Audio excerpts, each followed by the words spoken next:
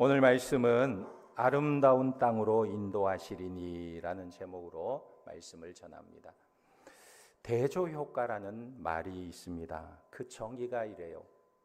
어떤 대상을 평가할 때 바로 직전에 경험하거나 동시에 비교되는 대상에 의해 그 대상의 실제 가치나 속성이 왜곡되어 인식되는 심리학적 현상이다. 무슨 말인지 알겠어요? 좀 어렵죠. 쉽게 말하면 이런 것입니다.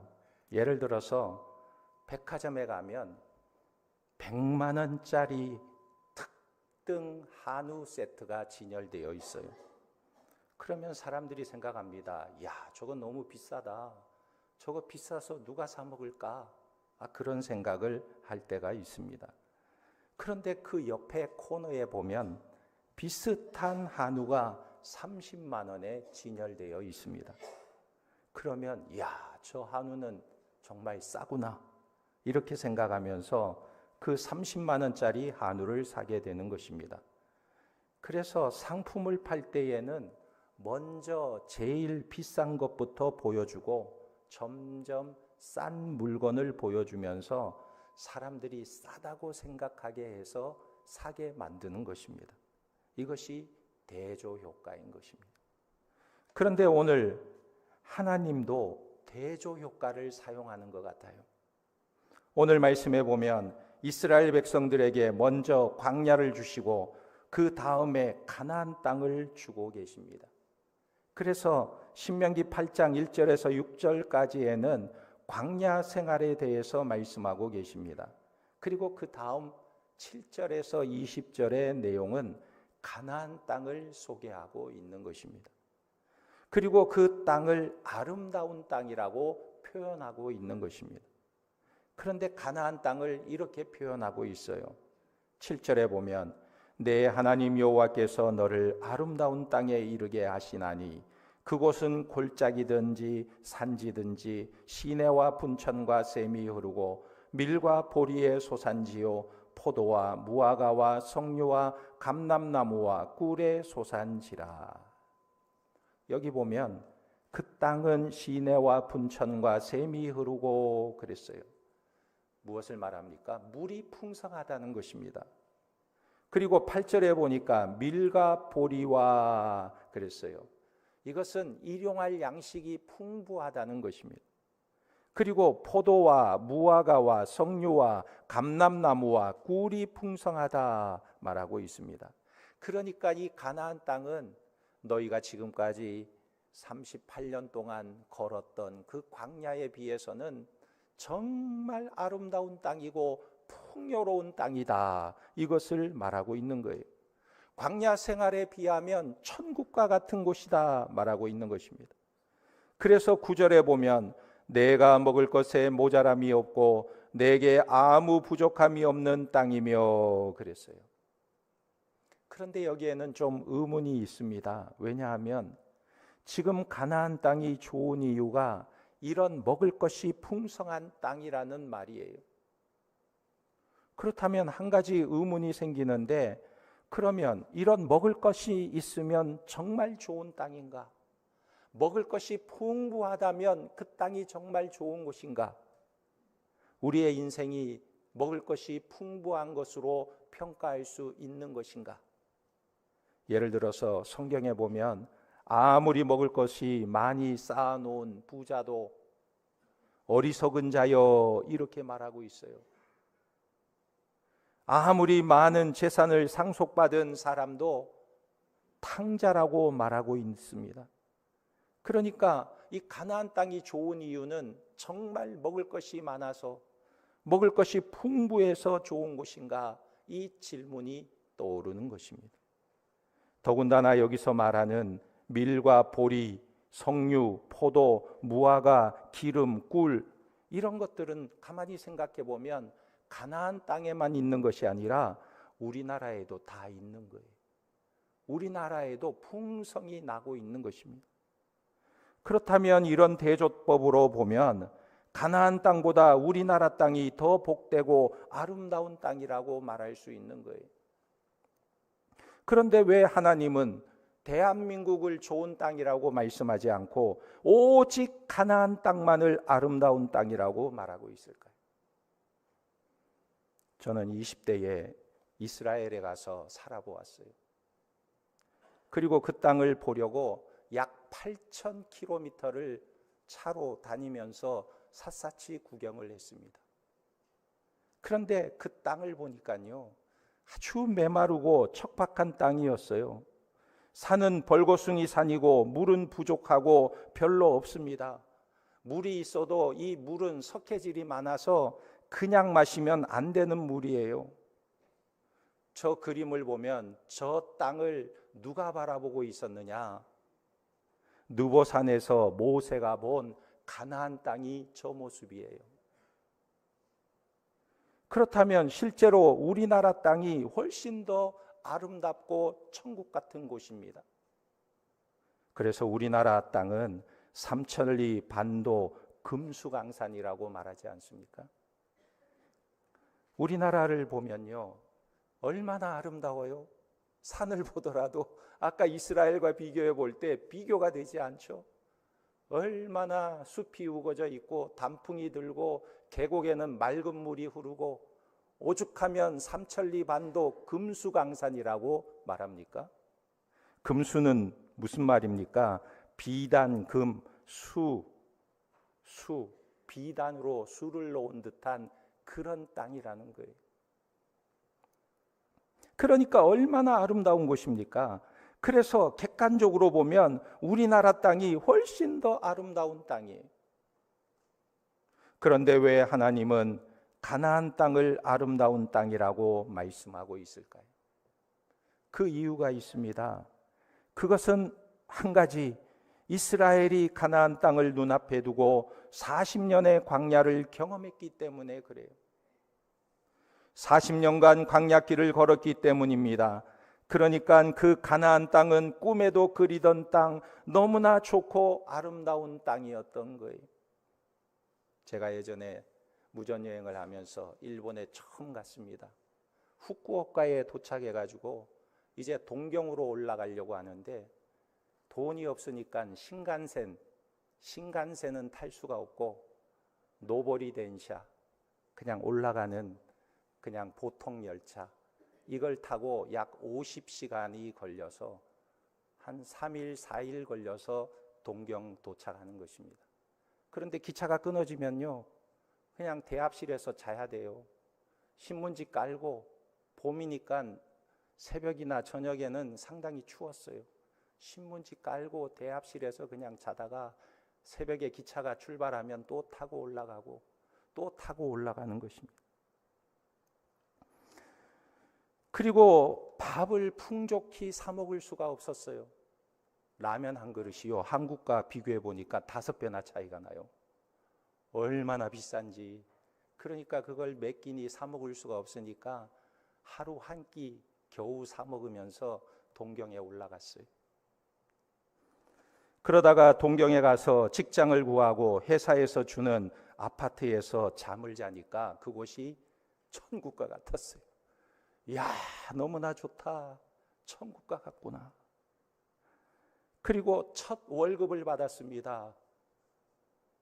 월급을 받으니 일본 엔화로 15만 엔 정도를 줬으니까 얼마나 큰 돈이에요. 그걸 가지고 야끼니쿠를 사 먹는데 그렇게 맛있는 거예요. 너무너무 맛있는 거예요. 한국에 와서 야끼니쿠 먹어보니까 그 맛이 안 나. 왜 그렇게 맛있습니까? 배가 고팠기 때문에 그렇게 맛있었던 거예요. 지금 하나님께서 가나안 땅이 이스라엘 백성들에게 아름다운 땅인 이유는 그 전의 삶이 광야였기 때문이라는 것입니다. 그렇다면 신자는 어떤 사람입니까? 하나님이 자신에게 주신 삶을 아름답게 바라보는 자들이라는 거예요. 말하자면 이 세상이라는 광야와 하나님이 주시는 아름다운 땅 가나안을 대조해서 바라볼 수 있는 사람들이 바로 신앙인이라는 것입니다. 그런데 문제는 광야 생활을 경험한 사람들이 누구나 다 자기 삶을 아름답게 볼 수 있을까요? 그렇지 않은 것 같아요. 설교 준비하다가 어느 글을 보았는데 사람들이 얼마나 자기 인생에 대해서 원망과 불평을 많이 가지고 있는지 몰라요. 광야 같은 생활에 대한 불평이 너무나 가득 차 있는 것을 보게 되었습니다. 그 중에 어떤 사람은 이런 원망이 있었어요. 저는 33살의 청년입니다. 7살 때 부모님이 이혼하고 줄곧 의붓 아버지와 어머니의 눈치를 보면서 생활했습니다. 19살 때에는 선천성 뇌혈관 기형으로 뇌 수술을 2번이나 받았고 26살 때부터는 고혈압 약을 먹어야 했습니다.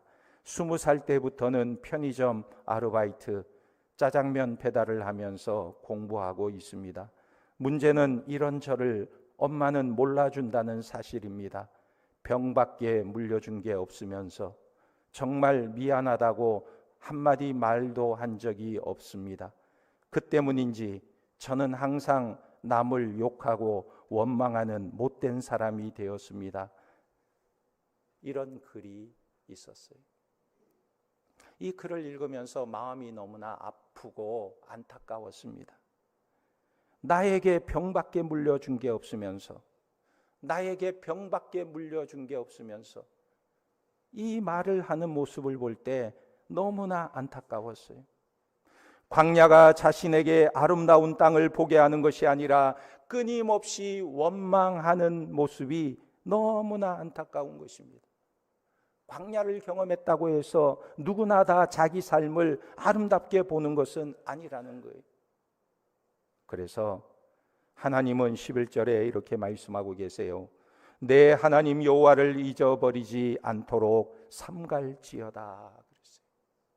그리고 14절, 17절, 19절에 계속해서 무엇을 말씀하고 있냐면 잊어버릴까 삼갈지어다 두렵건대 이런 표현을 계속해서 말씀하고 있는 것입니다.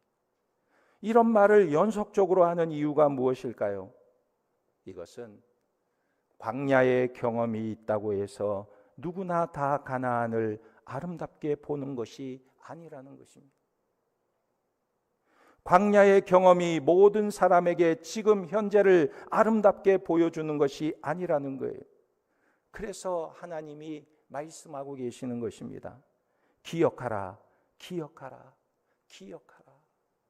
기억하는 사람이 자기의 현재를 아름답게 고백할 수 있는 것이 하나님의 은혜라는 것입니다. 그러면 이것이 어떻게 가능할까요? 먼저는 11절 말씀에 보면 잊지 말라 말씀하고 있습니다. 11절에 내가 오늘 내게 명하는 여호와의 명령과 법도와 규례를 지키지 아니하고 내 하나님 여호와를 잊어버리지 않도록 삼갈지어다 그랬어요. 무엇을 말합니까? 광야에서 너를 인도하신 하나님을 잊지 말라는 것입니다. 광야가 비록 힘들고 어렵고 고생길이고 여러 가지 척박한 상황이지만 그러나 그 가운데서도 하나님이 너를 인도하신 것을 잊지 말라는 거예요. 언제 잊지 말아야 하는가? 12절에 보면 내가 먹어서 배부르고 아름다운 집을 짓고 거주할 때에 그랬어요. 또 13절에 내 소와 양이 번성하며 내 은금이 증식되며 내 소유가 다 풍부하게 될 때에 풍부해질 때 잊지 말라는 거예요. 그럼 이때는 무엇을 해야 하냐면 15절에 보면 광야를 기억해야 되는데 불뱀과 정갈이 있고 물이 없는 간조한 땅. 다시 말하면요, 이런 곳에서도 나를 인도하신 하나님을 기억하라는 것입니다. 그래서 성경을 잘 보면 가나안을 말할 때에는 늘 부정문으로 말씀하십니다. 샤하흐, 잊지 말라. 가나안 땅에서는 잊지 말라, 부정문으로 말해요. 그런데 광야 생활을 할 때에는 긍정문으로 말합니다. 기억하라. 자카르, 기억하라. 이것은 가나안 땅에서 광야를 생각할 때에는 그것을 긍정적으로 바라보고 해석하라는 것입니다. 왜 그렇게 해야 할까요? 왜냐하면 사람은 어려운 일을 만나면 늘 부정적인 생각이 증폭되기 때문에 그렇습니다. 그리고 평생 그 기억을 떨쳐버리지 못하고 늘 원망하는 습관을 갖기 때문에 그래요. 그래서 부정적인 인생을 살게 되는 것입니다. 그러므로 성도들에게 중요한 것은요, 과거를 해석하는 능력이 있어야 하는 것입니다. 어떻게 해석해야 되느냐? 하나님의 중심으로 해석해야 하는 것입니다. 오늘 말씀 14절에서 16절을 보면 내 마음이 교만하여 내 하나님 여호와를 잊어버릴까 염려하노라. 여호와는 너를 애굽 땅 종되었던 집에서 이끌어내시고 너를 인도하여 그 광대하고 위험한 광야 곧 불뱀과 정갈이 있고 물이 없는 간조한 땅을 지나게 하셨으며 또 너를 위하여 단단한 반석에서 물을 내셨으며 내 조상들도 알지 못하던 만나를 광야에서 내게 먹이셨나니 이는 다 너를 낮추시며 너를 시험하사 마침내 내게 복을 주려 하심이었느니라. 여기서 하나님이 이끌어내시고 하나님이 인도하시고 하나님이 먹이신 이유가 무엇이냐? 마침내 복을 주시려고 하셨다. 마침내 복을 주시려고 인도하셨다. 그러므로 우리는 하나님의 뜻과 계획을 믿어야 하는 것입니다. 광야길에서도 하나님이 함께 하시고 적과 꿀이 흐르는 가나안 땅에서도 하나님이 함께 하시고 하나님의 손길이 언제나 우리 가운데 함께 있음을 기억해야 하는 것입니다. 1913년에 평양에서 태어나서 목사인 부친을 따라 광주에서 성장한 시인이 있습니다. 그는 가을에는 기도하게 하소서라는 산문집을 낸 김현승 시인입니다. 그의 글을 보면 이런 내용이 있어요. 가을에는 기도하게 하소서. 낙엽들이 지는 때를 기다려 내게 주신 겸허한 모국어로 나를 채우소서. 가을에는 사랑하게 하소서. 오직 한 사람을 택하게 하소서. 가장 아름다운 열매를 위하여 이 비옥한 시간을 가꾸게 하소서. 가을에는 홀로 있게 하소서. 나의 영혼 굽이치는 바다와 백합의 골짜기를 지나 마른 나뭇가지 위에 다다른 까마귀 같이. 이 시에 보면 왜 가을에는 기도하게 하소서. 왜 가을에 기도하지요? 기도는 봄에도 할 수 있고 여름에도 할 수 있고 겨울에도 할 수 있는데 왜 가을에 기도하게 하소서 이렇게 고백하고 있습니까? 아마도 가을을 말하는 것은 가을은 우리의 인생을 의미하는 것 같습니다. 그리고 이 가을은 아마도 광야를 의미하는 것과 같습니다. 우리가 나이를 먹어서 인생의 가을이 되면 굽이치는 바다와 골짜기를 지나 마른 나뭇가지 위에 다다른 까마귀처럼 모든 아집과 불순종을 내려놓고 하나님을 향하여 무릎을 꿇어야 하지 않는가? 이것을 말하고 있는 거예요. 그런데 그 산문집에 유명한 시인 브라우닝의 시가 나오는데 파파의 노래라는 시가 나옵니다. 여기에 이런 구절도 있어요. 때는 봄, 날은 아침, 아침도 7시, 언덕 위에 구슬처럼 맺힌 이슬, 종달새 높이 떠 노래 부르고 달팽이는 덤불 위에 앉아 있고 하나님은 천국에 계시오니 세상은 모두 옳은 것뿐. 여기서 여러분 마음에 와닿는 구절이 무엇입니까? 저는 이 시를 보면서 마음에 와닿는 구절이 하나 있어요. 여기 세상은 모두 옳은 것뿐. 놀랍지 않습니까? 이 시에 대해서 김현승 씨가 하는 말이, 이 시인의 눈은 지상의 모든 피조물을 바라볼 때 아름답게 볼 수 있었던 것은 그것들을 만드신, 그것을 있도록 지어주신 창조주 하나님을 그의 영안으로 바라보았던 것이다, 이렇게 표현하고 있어요. 여러분, 세상은 모두 옳은 것뿐. 그렇다면 어제 우리가 본 뉴스, 계속해서 이 세상에 보도되고 있는 뉴스를 보면 옳은 것만 보도되고 있습니까? 정말 보기 힘들고 어려운 사건들이 너무나 많이 난무하고 있는 시대를 살아가고 있지 않습니까? 세상은 전쟁과 혼란으로 어려움을 겪고 있지 않습니까? 그런데 세상은 모두 옳은 것뿐, 어떻게 이런 시각이 있을 수 있을까요? 이것은 하나님이 계시기에 아름답게 볼 수 있다는 것입니다. 그러나 어떤 사람들은 이 세상을 볼 때에도 그 자연 속에 담긴 초자연의 손길을 보지 못하고 살아가는 사람들도 많이 있는 거예요. 그러나 성도라면 세상이 아무리 흉흉하고 광야 같은 세상이라 할지라도 그곳에서 고개를 돌려 하나님의 구원과 그의 인도하심과 그 공구하심을 바라보아야 하는 것입니다. 그래서 마침내 복을 주시는 하나님을 고백하는 자들이 바로 우리 성도들이라는 것입니다.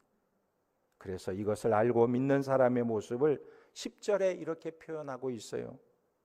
내가 먹어서 배부르고 내 하나님 여호와께서 옥토를 내게 주셨으므로 말미암아 그를 찬송하리라. 여기 마지막에 그를 찬송하리라 라는 말은 어근이 바라크입니다. 바라크. 무슨 말입니까? 이 말은 감사하라는 뜻이에요. 하나님께 감사하라. 이 말에 문법적으로 두 가지 의미가 담겨져 있습니다.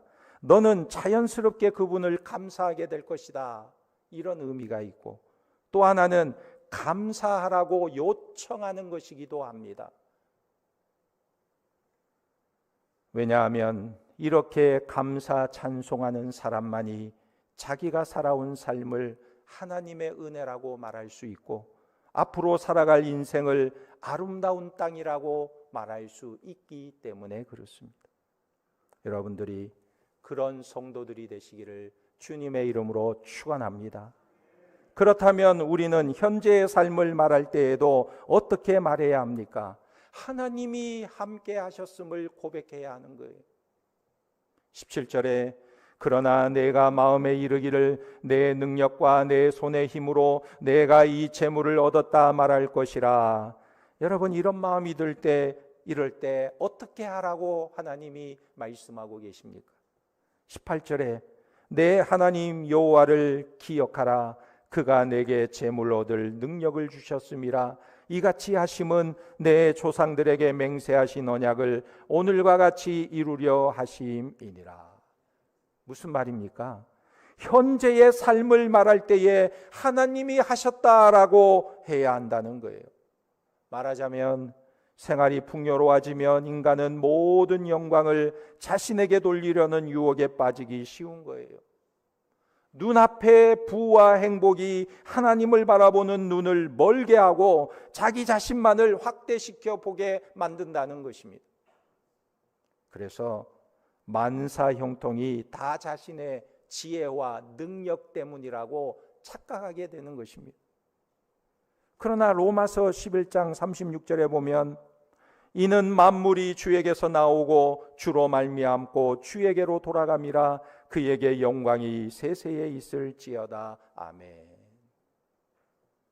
내 주변에 있는 모든 것, 나에게 있는 모든 것들이 다 주님께로부터 나오고 주님께로 돌아간다는 것을 고백할 수 있는 것이야말로 최고의 신앙인이라고 말하고 있는 거예요. 이것이 있느냐 없느냐에 따라서 참 신앙을 분별할 수가 있는 것입니다. 그래서 하나님의 가장 큰 염려가 무엇이냐면 우리가 내 능력과 내 힘으로 현재의 삶을 이루었다고 말할까 봐 그것을 염려하고 있는 거예요.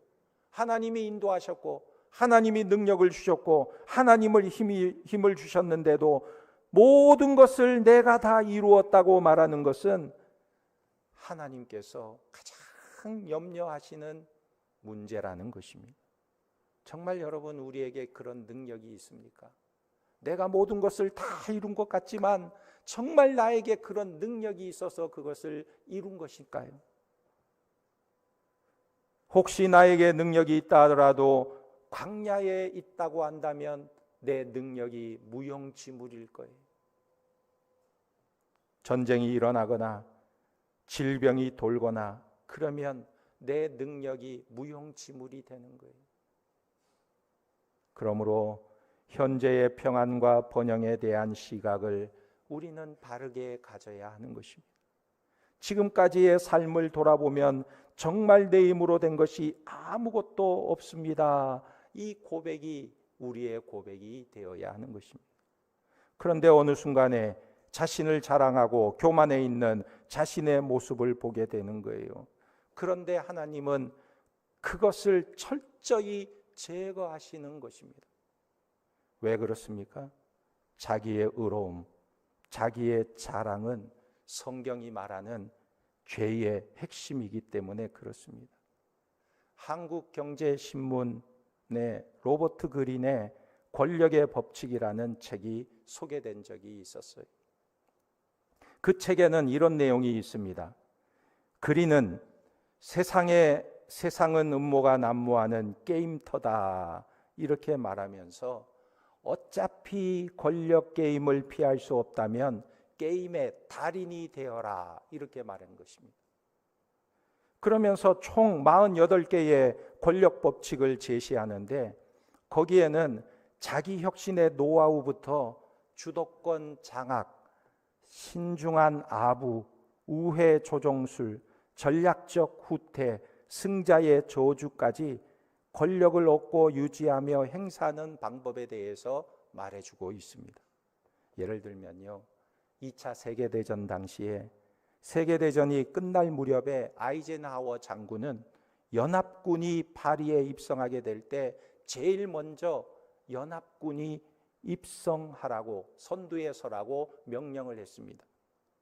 그런데 프랑스의 샤를 드골 장군이 교묘한 작전을 써서 자신과 프랑스의 제2기갑단이 선두에 서서 앞장서 나아가게 된 것입니다. 마치 자신이 전쟁에서 승리한 것처럼 포장한 거예요. 자기가 전쟁에서 승리를 이끈 것처럼 과대 포장해서 백성들에게 보여준 것입니다. 그 결과 샤를 드골은 프랑스의 새 지도자로 높임을 받게 된 것입니다. 그래서 그린은 이것을 네 번째 법칙인 이미지와 상징을 앞세워라 이런 사례로 제시하고 있는 거예요. 말하자면 어떻게 쓰든지 자기를 포장해라. 포장하면 사람들이 알아준다. 그리고 제5법칙인 목숨을 걸고 평판을 지켜라 이것을 말하면서 제갈량의 이야기를 예를 들어서 말합니다. 이 제갈량은 단 100명의 병사로 15만 명에 달하는 사마의의 군사를 물리쳤어요. 어떻게 100명이 15만 명의 군대를 물리칠 수 있었을까요? 사마의 15만 명의 군대가 쳐들어올 때 이 제갈량은 자기 병사들에게 이렇게 말했어요. 깃발을 다 내리고 성문을 다 열어놓고 숨어 있게 합니다. 그리고 자기는 홀로 성벽 위에 앉아서 향을 피우고 현악기를 연주하면서 노래를 부르고 있습니다. 아니, 사마의의 15만 군대가 지금 에워싸고 있는데 성문은 다 열어놓고 군사들은 다 숨어 있게 하고 자기는 성벽 위에 현악기를 가지고 노래를 부르면서 악기를 연주하고 있으니 이 사마의의 군대가 와서 보니 제갈량이 현악기를 연주하면서 노래를 부르고 있는 거예요. 이때 제갈량의 명성과 평판을 익히 알고 있었던 사마의는 뭔가 저 속에는 계략이 숨겨져 있구나 생각을 하고 질에 겁을 먹고 회군을 명령시킵니다. 그래서 군대들이 다 물러가게 만드는 거예요. 저거 계략이다. 물러가라. 무엇입니까? 제갈량에 대한 두려움이 너무나 컸기 때문에 감히 모험을 감행할 수가 없었던 것입니다. 그런데 그린이 이 장면에 대해서 이렇게 말하는 거예요. 한 가지 두드러진 평판을 구축하게 되면 당신의 존재를 부각시키려고 많은 에너지를 쏟아붓지 않더라도 당신의 장점들을 과장해서 보여주라. 당신의 장점을 과장해서 보여주라. 그러면 사람들이 지레 겁먹고 도망칠 것이다. 저는 이 내용을 보면서 한 가지 깨달은 것은요, 무엇이냐면, 야, 세상은 이렇구나. 세상은 정말 이렇구나. 자기가 성공하기 위해서, 목표를 이루기 위해서 이렇게까지 자기를 포장하고 이렇게까지 자기를 앞세우며 선전해야 살 수 있는 곳이구나. 이런 느낌을 받았습니다. 그러나 우리 그리스도인들의 삶은 어떻습니까? 그럴 필요가 없는 거예요. 우리는 하늘의 백성이기 때문에, 우리는 하나님의 인도하심을 믿기 때문에, 우리는 하나님의 섭리를 믿기 때문에 세상은 다 그렇게 살아도 하나님의 백성은 그렇게 살 필요가 없다는 것입니다. 적어도 우리 성도는 하나님의 백성이라는 자존심이 살아 있어야 하는 것입니다. 그러려면 어떻게 해야 합니까? 자신을 내세우지 말고 하나님의 은혜를 말하고 사람의 공로와 지위를 말하는 것이 아니라 하나님의 능력과 하나님의 인도하심을 말하는 성도들이 되어야 하는 것입니다. 광야에서도 하나님이 인도하시고 적과 꿀이 흐르는 가나안 땅에서도 하나님이 역사하시는 그 하나님을 고백하는 믿음의 백성들이 되어야 하는 것입니다. 그런 성도들이 되시기를 예수님의 이름으로 축원합니다. 아멘. 기도하겠습니다. 하나님, 우리가 지나온 세월이 광야라 할지라도 하나님의 구원과 인도하심과 공급하심과 마침내 축복하시려는 주님의 뜻과 계획을 믿기를 원합니다. 지금 우리의 삶이 어려움에 있을지라도 세상이 전쟁과 혼란으로 미래가 불투명하고 어려운 상황들이 계속되고 있다 할지라도 그럴지라도 하나님 뒤를 돌아보며 주님이 인도하시고 공급하시고 마침내 복을 주시려는 뜻이 나를 향하여 있다고 그렇게 해석하고 바라보는 믿음을 주시고 우리의 현재의 삶이 하나님이 인도하셨습니다. 믿음으로 고백하며 하나님의 인도하심과 축복하심을 누리며 살아가는 주의 백성들이 되도록 인도하여 주시옵소서. 예수님의 이름으로 기도하옵나이다. 아멘.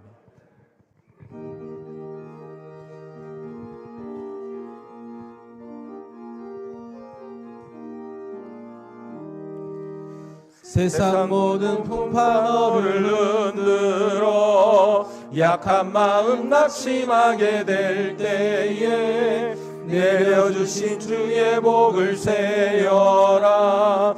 주의 크신 복을 내가 알리라. 받은 복을 세어보아라. 크신 복을 내가 알리라. 받은 복을 세어보아라. 주의 크신 복을 내가 알리라. 세상 근심 걱정 너를 누르고 십자가를 등에 지고 나갈 때 주가 내게 주신 복을 세어라. 두려움 없이 항상 찬송하리라. 받은 복을 세어보아라. 크신 복을 내가 알리라. 받은 복을 세어보아라. 주의 크신 복을 내가 알리라. 다 이렇게 읽겠습니다. 세상 권세 너의 앞길 막을 때 주만 믿고 낙심하지 말아라. 천사들이 너를 보호하리니 염려 없이 앞만 보고 나가라. 받은 복을 세어보아라. 그 신복을 내가 알리라. 받은 복을 세어보아라. 주의 크신 복을 내가 알리라. 하나님 아버지 감사합니다. 우리가 어려운 시대를 살아가지만 지나온 세월을 돌이켜볼 때 하나님의 인도하심이요 모든 것이 하나님의 은혜임을 고백할 수 있는 믿음의 눈을 열어주심을 감사합니다. 오늘도 하나님이 베푸신 은혜와 사랑에 감사하며 우리의 마음과 정성을 다해 준비한 예물을 주님께 올려드립니다. 11조 감사헌금, 선교헌금, 비전헌금, 사랑의 헌금, 사랑방 헌금, 주일 헌금으로 구별하여 드립니다. 드린 손길들을 기억하시고 저들의 예물을 받으시고 저들에게 하나님의 풍성한 은혜를 내려 주시어서 앞날이 잘되게 하시고 가정의 필요가 공급되게 하시고 나누며 섬기며 복음을 위해 마음껏 드릴 수 있는 풍성한 삶을 허락하여 주시옵소서. 하나님 이 시간도 육신의 질고와 아픔 가운데 있는 성도들 어루만져 주시고 병상에서 벌떡 일어나는 역사가 있게 하여 주시고 하나님이 만져주시면 나을 줄 믿사오니 암덩어리는 떨어지게 하시고 질병은 고침받게 하시고 불안과 두려움과 염려는 떠나가게 하시고 해결되는 은혜를 허락하여 주시옵소서. 그리하여 하나님 나라와 영광을 위해 살아가게 하시고 하나님께서 내게 베푸시는 은혜를 풍성히 누리는 복된 인생 될 수 있도록 축복하여 주시옵소서. 오늘 드린 이 물질이 하나님 나라와 복음을 위해 귀하게 쓰여지게 하시고 많은 영혼들을 구원하는 일에 사용되게 도와주시옵소서. 모든 것 주님께 감사드리오며 예수님의 이름으로 기도하옵나이다. 아멘. 주 예수 그리스도의 은혜와 하나님 아버지의 무한하신 사랑과 성령님의 교통 역사하심이 하나님이 주신 모든 복을 누리며 하나님께 영광 돌리기를 소원하는 중앙의 권속들 위에 저들의 가정과 앞날 위에 이제로부터 영원토록 함께 있을지어다. 아멘.